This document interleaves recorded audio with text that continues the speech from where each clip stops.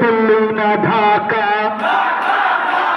দিল্লি না ঢাকা, ক্ষমতা না জনতা, ক্ষমতা না জনতা, আপোষ না সংগ্রাম, দালালি না রাজপথ, দিয়েছি তো রক্ত, রক্তের বন্যায়, দিল্লি না হবিগঞ্জ, দিল্লি না হবিগঞ্জ, দিল্লি না হবিগঞ্জ, দিল্লি না হবিগঞ্জ। সবশেষে জুলাইয়ের শহীদ, জুলাইয়ের আহতদের স্মরণ করে আমি আমার বক্তব্য শেষ করছি।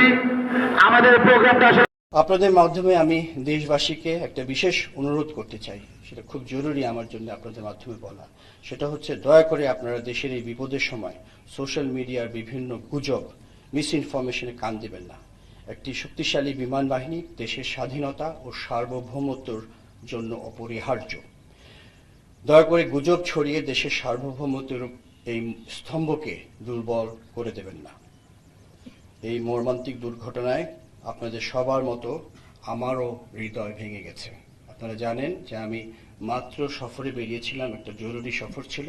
আমি ওই বিমানবন্দর থেকেই সরাসরি ফিরে এসেছি আজকে সকালে।